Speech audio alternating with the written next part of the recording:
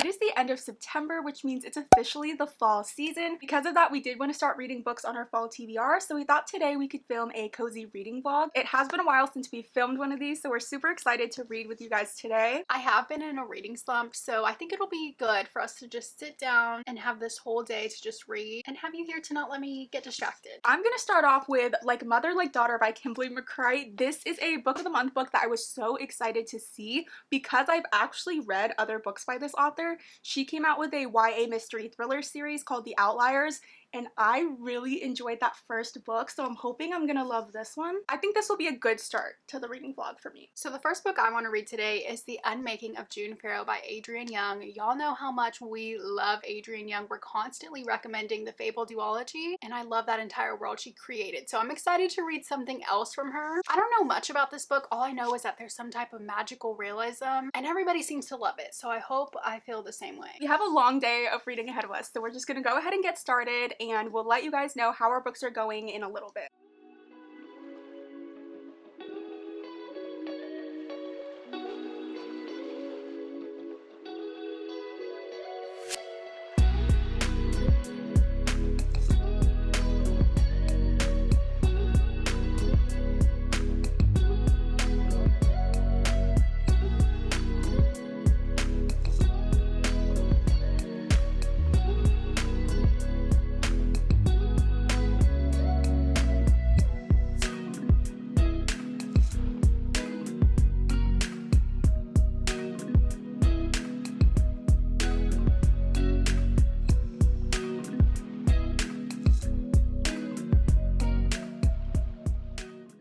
Reading for a little bit. It's time for our first update. How are you liking your book?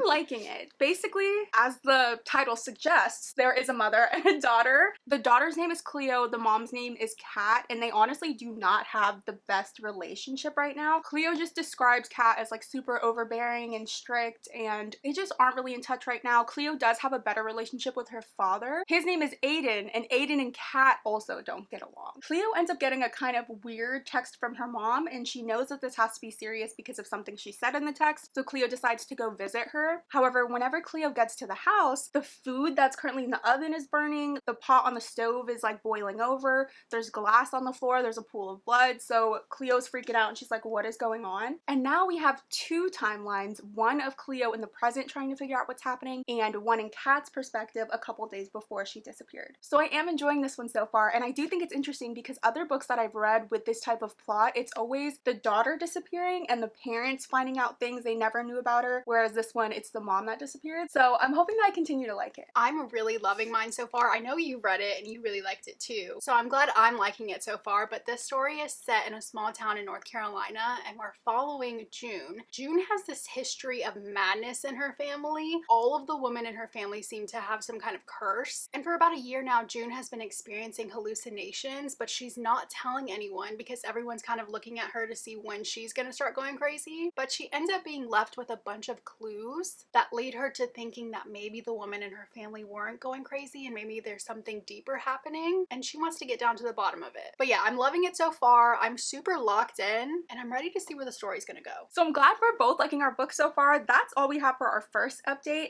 Since we are going to be reading all day, you guys know we have to talk about our magic mind. We take these every single morning, and if you haven't heard us talk about these, they're basically these little productivity shots that help boost energy and focus. They're filled with all natural ingredients. You guys know we've been on our magic mind journey. We've been taking them all year. We are magic mind ambassadors, so we wanted to kind of just talk about how that's been. This has really changed my day-to-day life. It has crushed my procrastination and helps me get things done. I can definitely tell a difference though. I've read so many more books this year than any other year before, and I know that's because these shots just have me fully locked in on whatever it is that I need to do. I've really noticed a difference while taking these as well. You guys know that I was never really a fan of energy drinks because I don't do that well on caffeine, so I love that this is a healthy alternative to a typical energy drink. It doesn't have any of those harmful ingredients that make you crash midday. I used to have to take naps every day, and I don't take naps anymore, which is great. I get a lot more done, so it helps with mental clarity too. We really love these. You guys know we love being Magic Mind ambassadors though, so if you do want to try Magic Mind, we do have a discount code, LarandaReads20, and it'll give you 20% off your purchase, so we will leave that linked in the description. And thank you Magic Mind for sponsoring today's video.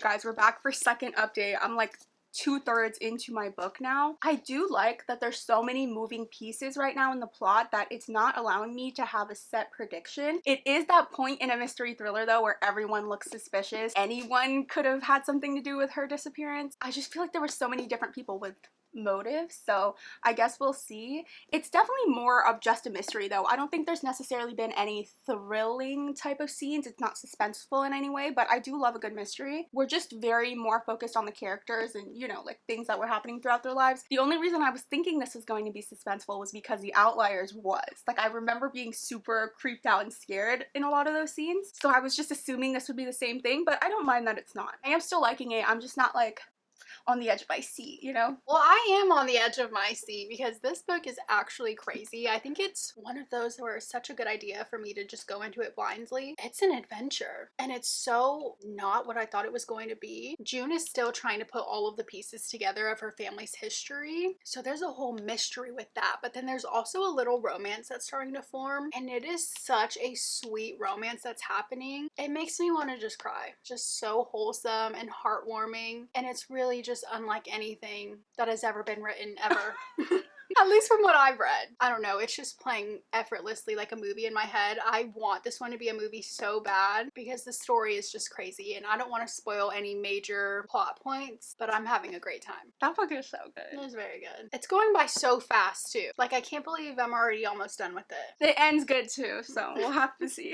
That's basically it for our second update though. These books I think weren't that long, our first one, so I think we'll be able to finish by the time we update you guys next.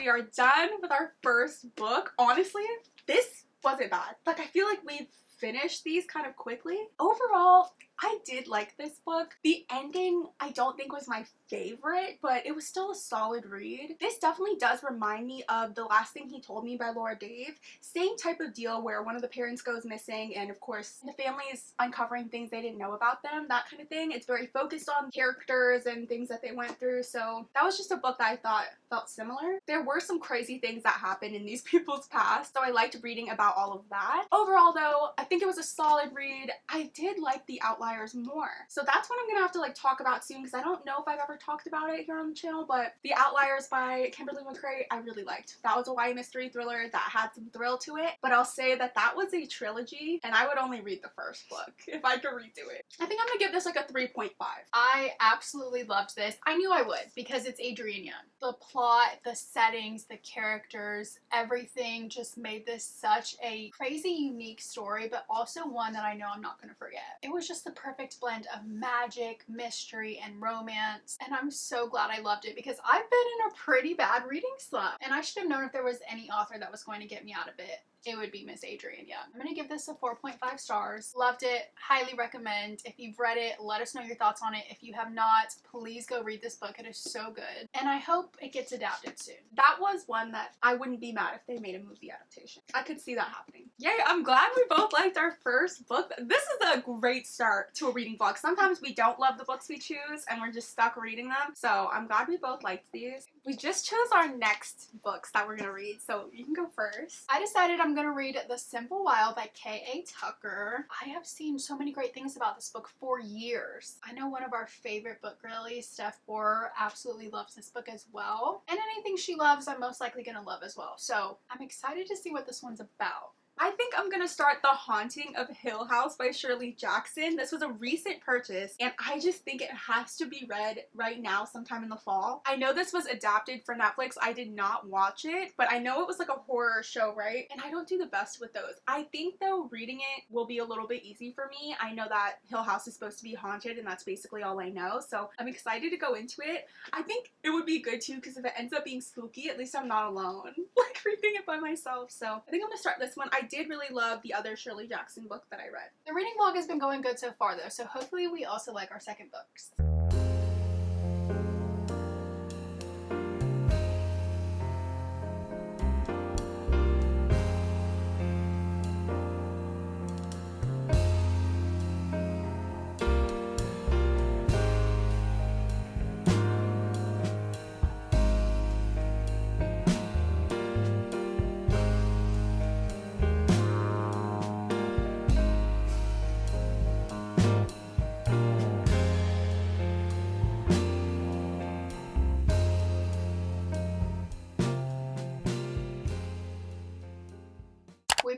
for a little bit. Mine is so cute. So we're following Calla, and Calla is very much a city girl, and she ends up getting told that her father, that she hasn't spoken to or seen in 24 years, has a terminal illness. So she decides to go to Alaska to see him and try and build a relationship with him. And when she gets there, she meets Jonah, and Jonah is a pilot, and he works for Calla's dad, and he's very much grumpy. He doesn't like that she's like a little Barbie and she's a full city girl, and he's like, you don't blend in here, and she's like, you're a freaking Yeti. Like, it's just, it's hilarious. Their banter is so funny because they're so opposite. So right away, Calla and Jonah are not a fan of each other, but the small town vibes are already so cute. We're getting to know so many people that Calla's dad has in his life, and he just fully has this warm, cozy family that he's just created himself. So it's just nice getting to know everyone. It's kind of reminding me of the show Virgin River, just like the cozy vibe of it and the small town and meeting all these different people. But yeah, it's really cute so far. Love the vibes. Hopefully it doesn't start getting boring though. I'm glad you're liking your second one. In this book, we're already following a couple different people. The opening, we have Dr. Montague, and he wants to do a study on Hill House because it's known to be a haunted place. Because of this, he reaches out to a couple different people to go and stay at Hill House with him to kind of observe and help him with the study. So we have Eleanor, who I believe is going to be our protagonist. She doesn't have a great relationship with her sister or her sister's husband. That's who she's living with right now. So she was more than happy to leave and go explore Hill House. We also have Theodora, who was invited because she has some kind of psychic abilities, and Luke, who is the future heir of Hill House as well. So we have all four of those characters. They all just arrived, so they're getting to know each other. They're exploring the house, and this is going to be the first night that they're there, so I'm so scared that creepy stuff is going to start happening. Already being in Eleanor POV, she has a very active imagination, and she's just kind of weird, a little bit of a loner, so I think her POV is going to be super interesting just because of her personality. I feel like that's already completely different from the show. Is it? Yeah. That's what I was wondering. I think that all of these names sound familiar, but they were like a family, like brothers and sisters. And you know what? I think I thought they were going to be family because of the show. Okay. And they're not. That's weird. Okay. So they're barely meeting for the first time. That's like completely different then. Maybe that it's just a reimagining then. Okay, so it sounds like it's going pretty well so far, so we're going to continue on reading, and we'll come back and update you guys in a little bit.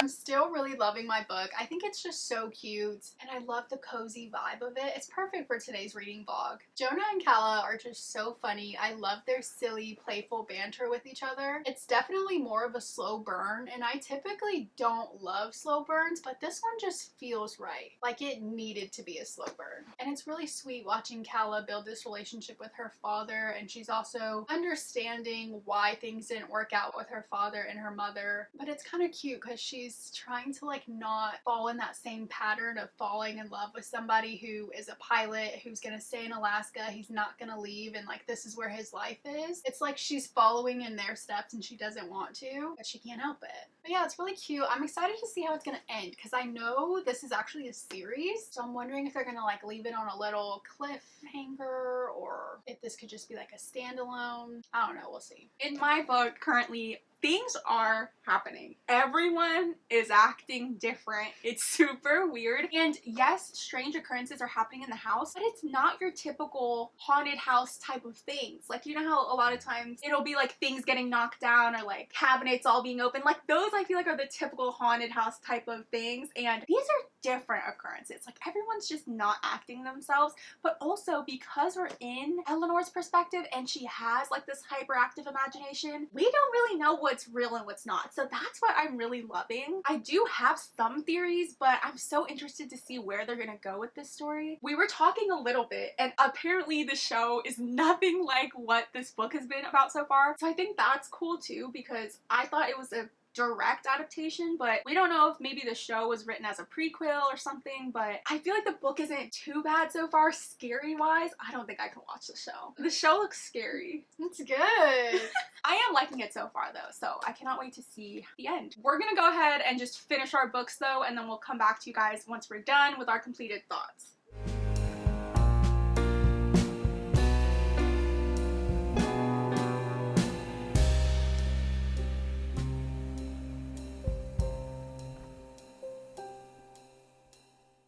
You guys, we have officially finished our second reads. What are your thoughts on yours? Mine was so cute, and I'm so happy about it because I was a little bit worried when I started to realize it was going to be a slow burn, because I don't think I've ever read a slow burn book that I liked. This one, it was just done so well, and the family dynamic was so strong, and it made for such an entertaining read. I cared about every single one of these characters. So there's like the grumpy sunshine, small town romance, but then there's also a lot of family drama and a found family and just cozy vibes. And it was really the perfect book to read today. So I'm gonna give it a 4-star. I don't know if I'm gonna continue on with the series though, because I feel like where it left off was good, and I think that more books would just kind of drag the story out. So I don't know. Let me know if you've read the other books in this series and if you think it's necessary for me to read, but I kind of just feel good of where it left off. A 4.5 and a 4-star in this one vlog? Crazy. Do you think you're like gonna be out of your reading slump? I hope so, yeah. Yeah. Because it's been rough for me. Yeah, it has. With mine, I'm actually kind of surprised at the ending. I thought there was gonna be more. It definitely feels like it ends abruptly, and it's one of those things where it's kind of up for interpretation, which I like sometimes. I just wasn't expecting it for this book. I did enjoy this for what it was though. It would be the perfect book to read around Halloween because it's a nice balance of spooky and unsettling scenes. Just having finished this one though, I do think I enjoyed We Have Always Lived in the Castle by Shirley Jackson more than this one, but I can see why her books are considered classics. This one didn't have the punch that I thought it was gonna have, but I still really did like it. I think I'm gonna give it like a 3.5 again. I don't think I'm gonna be able to watch the show. The show will have the punch you're looking for. The show is completely different from what this is. Oh, I think it'll have a punch, but I think it's not gonna stop. Like, I'm scared. The few little pictures I've seen from the show look terrifying. A little spooky, a little unsettling, like you said. I don't know. This one wasn't bad at all. I did like this though. I think it was perfect for today. It definitely has gotten me into spooky season vibes. But overall, I'd say it was a successful reading vlog. Well, I'm glad we got 2 more books read for this month. I think this put me at a good spot now. Like, I'm ready to read something else that's gonna be really good, and I don't think I'm gonna slump anymore.